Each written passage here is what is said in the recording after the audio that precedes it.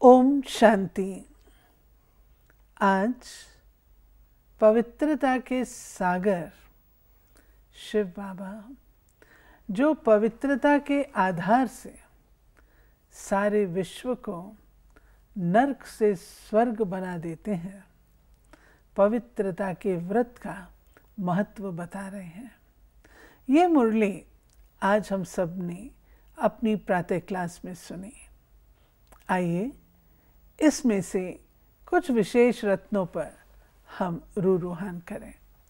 बाबा बोले, मीठे बच्चे, जब तक जीना है पवित्रता का व्रत पक्का रखना है, क्योंकि अंतिम जन्म है पवित्र बनकर पवित्र दुनिया में जाना है। ये भी एक समझने की बात है, पवित्रता का व्रत का भावार्थ क्या है।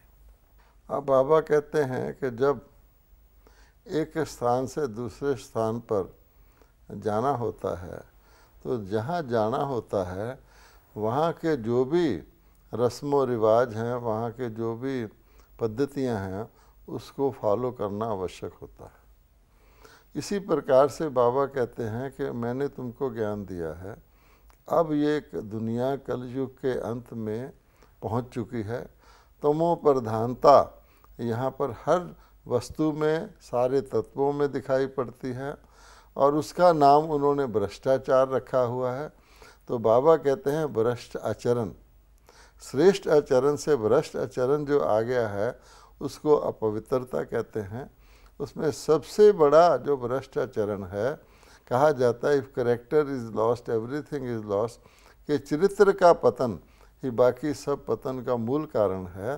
तो अपवित्रता बाबा कहते हैं, देवताएं पावन थे, वो काम विकार से मुक्त थे, और आज के मनुष्य पतित हैं, वो काम विकार में लिप्त रहते हैं। तो पतित से पावन यानी काम विकार ही पतित बनाता है। क्रोध है, लोभ है, मोह है, वो उसके बाल बच्चे हैं, उसको अपवित्रता नहीं कहा जाता। लेकिन जो देवताओं और असुरों में फ़र्क आता है, जो पूज्य और पुजारी में फ़र्क आता है, जिससे दुनिया स्वर्ग और नरक बनती है, वो इस काम विकार के कारण ही बनती है। तो बाबा कहते हैं क्योंकि अंतिम जन्म है, इसके बाद ये दुनिया तो समाप्त हो जाएगी, तो जिस नई दुनिया में आपको जाना है उसमें देवता पवित्र रहते हैं। और भगवान के अवतरण का मेन लक्ष्य ही ये है, इतनी सारी आत्माएं जो कलयुग के अंत में हो जाती हैं, उसमें से जो शुरू में सतयुग की आद में थोड़ी सी आई थी, जिससे ये दुनिया शुरू होती है, उन आत्माओं को उस लायक बनाना, इतना पावन बनाना कि वो देवलोक में जा सके। इसी को उन्होंने फिर शास्त्रों में कह दिया है कि कल्प के आद में ब्रह्मा जी ने यज्ञ रचा, जिससे देवी देवता उत्पन्न हुए और वृद्धि को पाए।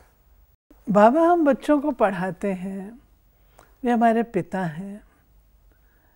पिता अपने बच्चों को प्यार तो करते हैं, लेकिन बच्चों पर अधिकार सब बच्चों पर नहीं होता है।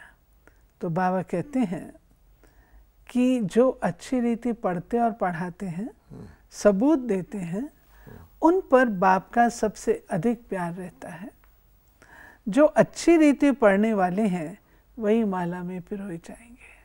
यानी पिता की संतानें तो अनेक होती हैं, पिता के नाते से सभी उनकी संतान है।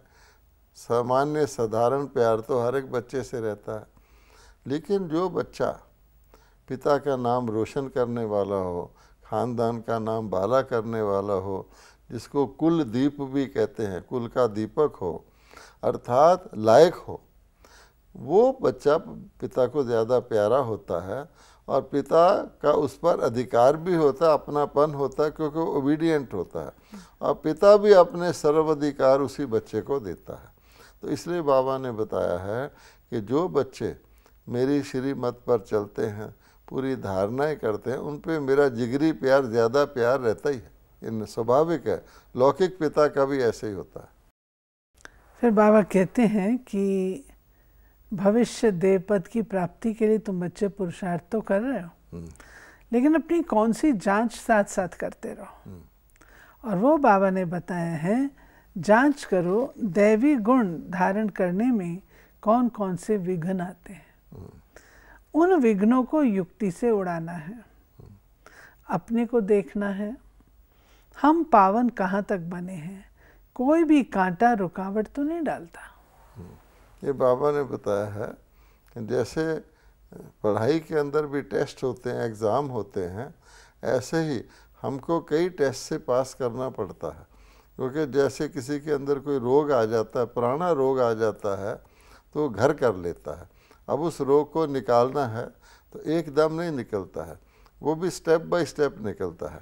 तो बाबा कहते हैं तुमको तमो प्रधान से इतनी मलिन और इतनी अज्ञान युक्त और पतित आत्मा से सतो प्रधान बनना है। तो धीरे धीरे वो मैल निकलता है ना। तो कोई हल्का मैल होता है, कि बहुत गाढ़ा होता है, तो उसको मुश्किल से निकलता है। तो तुमको अपने बीच में जांच रखनी है कि मेरे को पावन बनने में कौन कौन सी रुकावटें आ रही हैं, कौन कौन से आकर्षण आ रहे हैं, कौन कौन से प्रभाव आ रहे हैं, मैं अपने मन को डिटैच क्यों नहीं कर पाता, कौन कौन सी रस्सियाँ बंधी हुई हैं, सूक्ष्म रस्सियाँ भी होती हैं।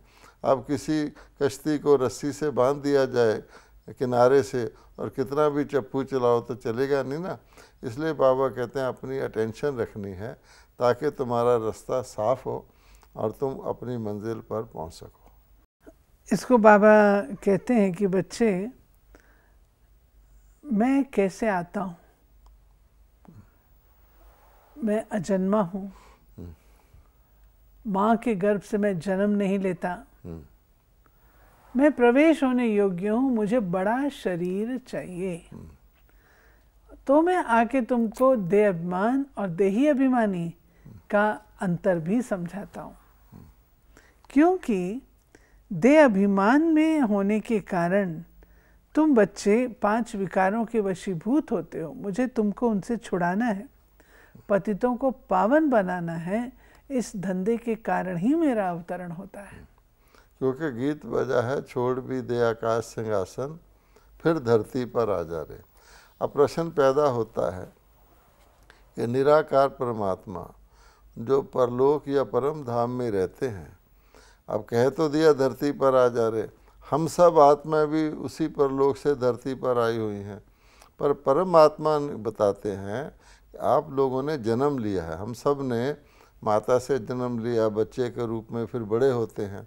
बाबा कहता है कि मैं जन्म नहीं, दिव्य अवतार लेता हूँ।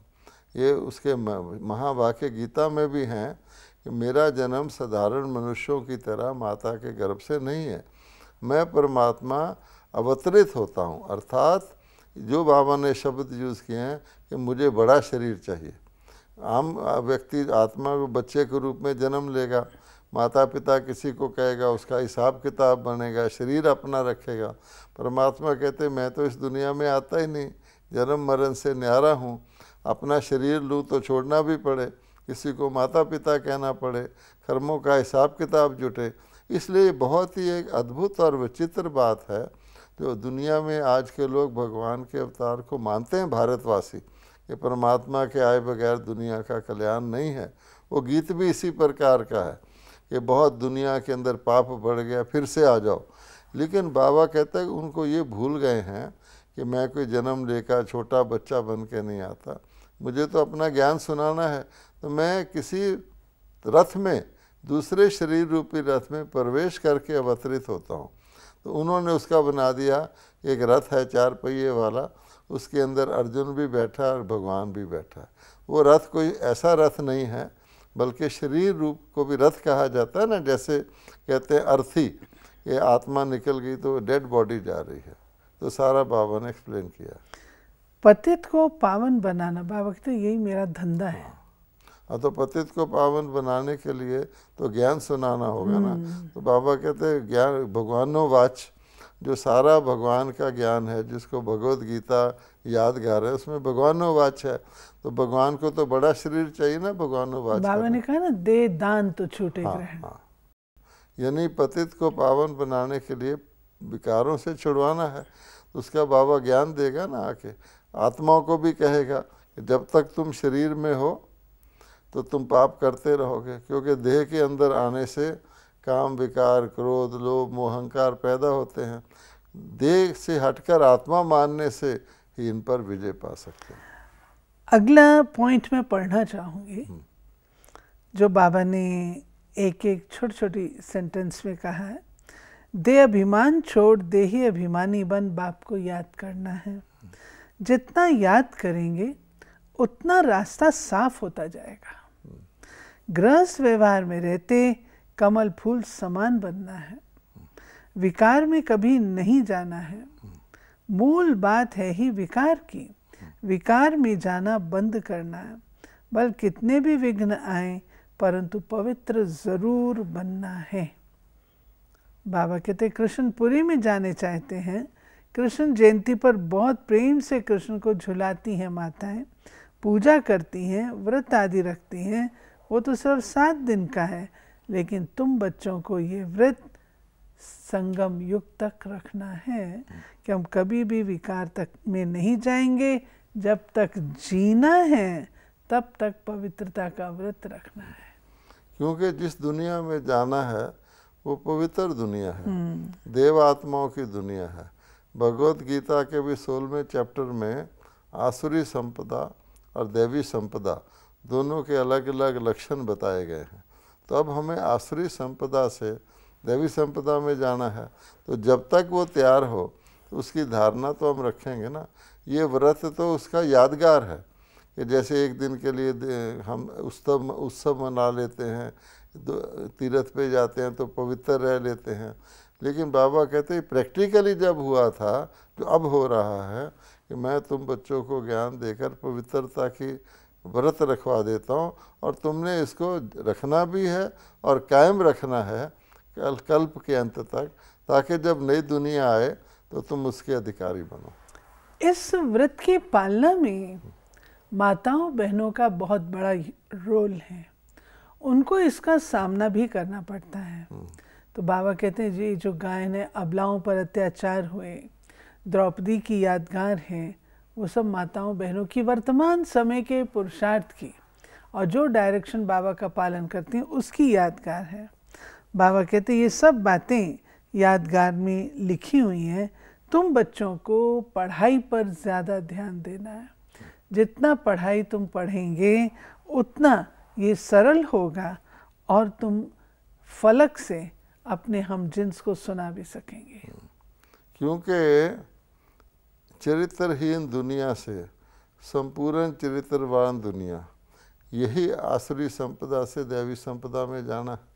तो बाबा कहते हैं चरित्रहीनता में जो अत्याचार होता है वो माताओं बहनों पर होता है, फीमेल्स पर होता है। आप देखेंगे आज वही समय जब फिर आ गया है, महाभारत का गीता वृतांत पुनरावृत्त हो रहा है। परमात्मा फिर ब्रह्मा के श्री रूपी रथ में अवतरित होकर ज्ञान सुना रहे हैं। तो क्या स्थिति है? कहा जाता है द्रौपदी ने पुकारा था कि मेरी लाज रखो। शास्त्रों में बहुत सारी कथाएं हैं, ये कीचक असुर वगैरह कैसे माताओं बहनों के पीछे पड़ते हैं उनके चरित्र हनन के लिए। तो आज तो सारे महिला जगत में आप देखेंगे तो यही बहुत बड़ी समस्या है भारत के अंदर, तो कोई भी महिला अपने आप को सुरक्षित नहीं मानती। तब भगवान कहता है इस प्राणी खराब दुनिया से, वैश्यालय जिसको कहा जाता है, से निकाल कर मैं तुमको शिवालय अथवा देवालय में ले जाता हूँ। तो उसमें तो बहुत बड़ा ये परहेज़ रखना पड़ता है ना। और जब तुम इसकी धारणा करते हो तो दूसरे को भी शक्ति दे सकते हो इसको धारण करने की।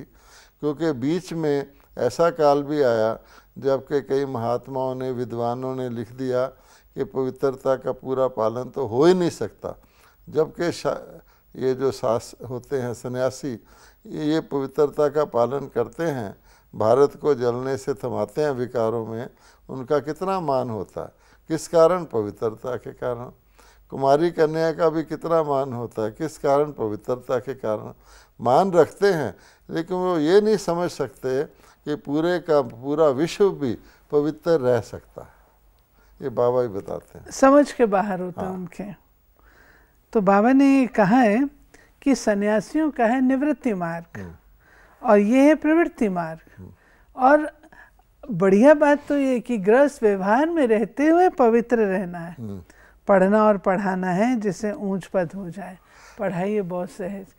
बाबा कहते हैं निवृत्ति मार्ग में तो इजी है पालन करना, पर तो गृहस्थ व्यवहार में रहते हुए फिर अपने आप को पवित्र बनाएं, वो है बड़ी बात। एक्चुअली वो ज़्यादा इजी है। आप देखेंगे कि जितने देवी देवता हैं प्रवृत्ति मार्ग में हैं, युगल रूप में दिखाए जाते हैं मंदिरों में, और वो नेचुरली पवित्र रहते हैं। और सन्यासी तो हट करके पवित्र रहते हैं। तो हट करके तो डिफ़िकल्ट हो जाता है ना, उनका योग ही हठ योग कहलाता है। और भगवान जो योग सिखाते हैं उसको राज योग, सहज योग कहते हैं। लेकिन क्योंकि बहुत समय से वो पालन टूटा हुआ है, इसलिए शुरू में डिफ़िकल्ट लगता। पहले जब ब्रह्मा कुमारी शुरू हुआ था तो लोग क्या कहते थे कि ये तो एक बहुत ज़्यादा अजीब तरह का समाज के विरुद्ध अब नॉर्मल विधि बता रहे हैं। आज जब ब्रह्मा कुमार कुमारी लाखों परिवार इसमें चल रहे हैं तो लोग आश्चर्य करते हैं और खुश भी होते हैं। ये तो बड़ा आसान है, सारे परिवार पवित्र रहें, तो इससे बड़ी चीज़ क्या हो सकती है। तो कमल फूल के समान रहते हैं ना। इसके लिए बाबा ने कि पढ़ाई और ईश्वरीय शक्ति चाहिए। बाबा आज एक्सप्लेन कर रहे हैं जब तुम सतयुग में होते हो तो तुम्हारा पुनर्जन्म भी कहाँ होगा? सतयुग में ही होगा। हाँ। पहले तुम सूर्यवंशी हो, फिर चंद्रवंशी, फिर गिरते गिरते एकदम तुम शूद्र बन जाते हो। फिर बाबा कहते हैं मैं तुमको आकर के ब्राह्मण बनाता हूँ, ब्रह्मावंशी बनाता हूँ, देवतावंशी बनेंगे तुम। और ये सारा काम होता है अडॉप्शन से। ब्रह्मा मुख के द्वारा तुमको ज्ञान सुनाकर मैं अडॉप्ट करता हूँ। कोई पूछे तुमसे तुम कैसे बने, तो बोलो ब्रह्मा के मुख से परम पिता परमात्मा ने हमको अपना बनाया है। बाप ही पतितों को पावन बनाते। ये बड़ा गहरा रहस्य है कि जो भी प्रकार का किसी गरीब को अमीर बनाना हो, किसी का टोटल परिवर्तन करना हो, तो एडॉप्शन से ही होता है। पेड़ के अंदर भी आप देखेंगे एक कड़वा फल का पेड़ है, उसमें ग्राफ्टिंग करके मीठे फल की कलम लगा देते हैं तो सारा मीठा फल निकलना शुरू हो जाता है। विवाह के समय भी कन्या अडॉप्ट की जाती है, वो तो दूसरे घर से आती है ना, उस घर में तो नहीं होती। कोई गरीब के बच्चे को अमीर अडॉप्ट करके उसको राजा बना देता है। तो बाबा कहते हैं ये सारा अडॉप्शन का सिस्टम शुरू तो संगम पर ही हुआ ना। सबसे पहले शिव बाबा ने ब्रह्मा बाबा को अडॉप्ट किया, उसके बाद आध्यात्मिक अडॉप्शन है। फिर ब्रह्मा बाबा ने ब्राह्मणों को अडॉप्ट किया, यानी शूद्र प्रवृत्ति से लोगों को लेकर उनको ब्राह्मण बनाया। तो सारा सिस्टम ही अडॉप्शन का है। इसको अच्छी तरह समझना चाहिए कि इससे बड़ा कॉन्फिडेंस होता है कि गरीब भी अमीर बन सकता है, अनपढ़ भी ज्ञान युक्त बन सकता है, क्योंकि अडॉप्शन का प्रोसेस है। बाबा हम बच्चों को साथ साथ सावधान करते रहते हैं। बाबा कहते तुम्हारी जो पढ़ाई है ये माया से युद्ध करने की है। माया से युद्ध नहीं, माया पर विजय प्राप्त करने की है। और पढ़ेंगे नहीं तो नापास हो जाएंगे। और फिर बाबा कहता है कि अगर मुझसे झूठ बोला तो भी ठीक नहीं होगा, इसलिए कदापि कोई विक्रम ही नहीं करो। विक्रम करेंगे तो वो बढ़ता जाएगा, बताएंगे नहीं बढ़ेगा। और फिर बहुत सारी बातें उसके साथ साथ और भी आ जाती हैं जो कि आत्मा को बहुत कमज़ोर बना देती है। यानी ये झूठ की दुनिया है ना, तो मनुष्यों के अंदर झूठ की आदत पड़ी हुई है। वो समझते हैं कि हम भगवान से भी झूठ बोल लेंगे। तो बाबा कहता है अपना ही नुकसान करेंगे, क्योंकि अगर सच बोलेंगे, कि डॉक्टर को अपनी बीमारी नहीं बताएगा, छुपाता रहेगा, तो डॉक्टर इलाज नहीं करेगा और वो बीमारी बढ़ती जाएगी। तो झूठ बोलने से आपका रास्ता ही चेंज हो जाएगा। इसलिए कभी झूठ नहीं बोलना, नहीं तो आपका ट्रीटमेंट ही ठीक नहीं होगा। फिर बाबा कहते हैं देखो बाप के पास बहुतों के सर्टिफिकेट भी आते हैं कि बाबा हमने फलाने को समझाया, ऐसा किया। और फिर बाबा कहते हैं लेकिन मैं तब मानता हूँ जिनको आपने समझाया उनको समझ में आया या नहीं आया, उसका एक प्रमाण है। क्या वो औरों को भी समझाते हैं? ये जो सर्टिफिकेट है ये दूसरे देते हैं कि देखो बाबा इसने मुझे ज्ञान में लाया। कई बारी पति आके देते हैं कि मेरी पत्नी तो मेरी गुरु बन गई, इसने मुझे ज्ञान में लाया।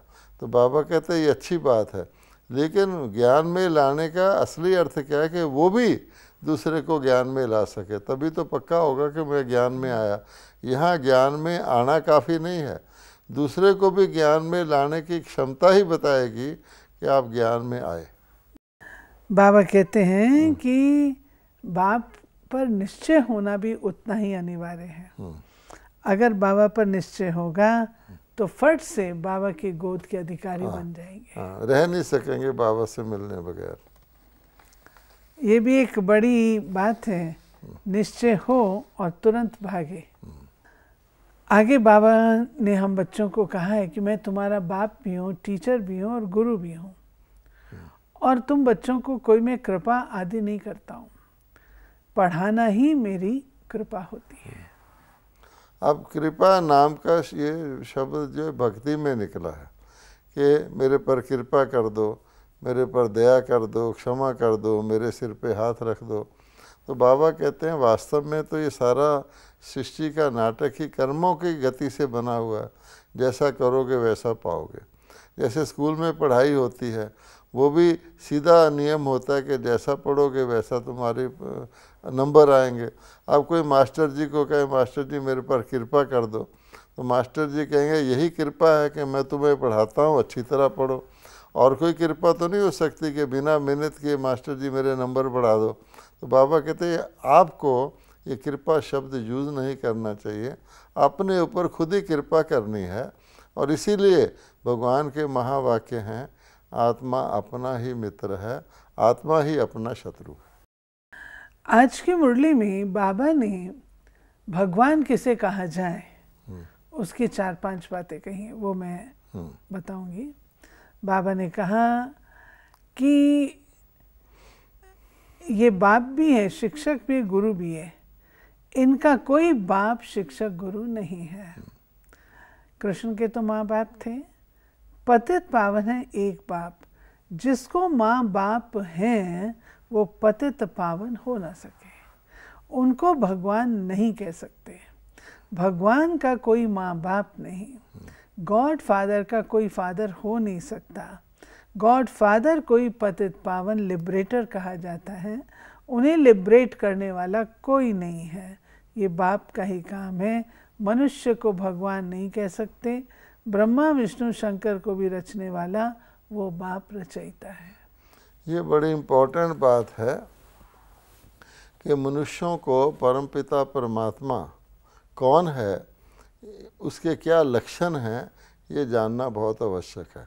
क्योंकि पहले मुरली में बाबा ने कहा कि आत्मा ही परमात्मा कह देते हैं, परमात्मा ही आत्मा कह देते हैं। तो बाबा ने कहा सुप्रीम शब्द है, परम पिता, सिर्फ पिता नहीं है, परम पिता है। परम का मतलब होता है जिसके ऊपर कोई ना हो।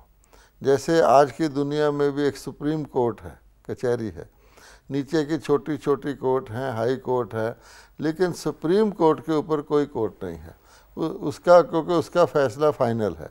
इसी प्रकार से बाबा कहते हैं निशानी क्या है कि परम पिता का ना तो कोई पिता है, वो परम शिक्षक है, उसका ना कोई शिक्षक है, वो सतगुरु है, उसका कोई गुरु भी नहीं है, इसलिए उसको परम कहा जाता है।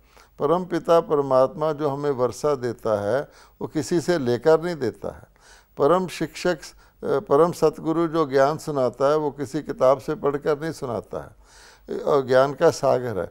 और जो सतगुरु सदगति करता है वो भी किसी से रास्ता पूछकर नहीं बताता है।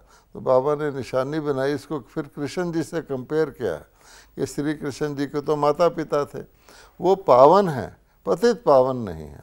तो दुनिया पावन और पतित पावन में फ़र्क न जानने के कारण देवताओं को भगवान कह देती है। तो देवताएं पावन हैं, परमात्मा पतित पावन है। बाबा ने आज शिव जयंती और रावण जयंती भी बताई है, परंतु समय की सीमा है, इसलिए बाबा ने जो कहा कि बच्चे अच्छी तरह पढ़ो, इस चीज़ को ही हम लेते हैं और वरदान है आज का। अमृत वेले अपने मस्तक पर विजय का तिलक लगाने वाले स्वराज अधिकारी सो विश्वराज अधिकारी भाव। रोज अमृत वेले अपने मस्तक पर विजय का तिलक अर्थात स्मृति का तिलक लगाओ। भक्ति की निशानी तिलक है, सुहाग की निशानी भी तिलक है, राज्य प्राप्त करने की निशानी भी राज तिलक है। कभी कोई शुभ कार्य में सफलता प्राप्त करने जाते हैं तो जाने के पहले तिलक देते हैं। आप सबको भी बाप के साथ का सुहाग है, इसलिए अविनाशी तिलक है। अभी स्वराज के तिलकधारी बनो तो भविष्य में विश्व के राज का तिलक मिल जाए। फिर स्लोगन है आज, ज्ञान, गुण और शक्तियों का दान करना ही महादान है। क्योंकि लोगों को दान का भी पता नहीं है ना, वो वस्तुओं का दान करते हैं, कंबल का दान करते हैं, धन का। बाबा कहते हैं ज्ञान पहले तो होना चाहिए, अपने गुण और शक्तियाँ दूसरे में भरेंगे तो उसको निर्भर नहीं रहना पड़ेगा किसी पर। तो बाबा हमेशा कहते हैं जहाँ से तुमने लिया है उससे, परमपिता परमात्मा से उसको उसका कनेक्शन जुड़ाओगे तो दूसरों का भी कनेक्शन जुटाने के निमित्त बन जाएगा। ये थी बाबा की आज की मुरली, जिसमें बाबा ने पवित्रता के महत्व को बताते हुए जो आज बाबा ने भगवान किसे कहा जाए जो लक्षण बताए हैं, उन्हें हम पुनः मुरली से पढ़ेंगे। ओम शांति।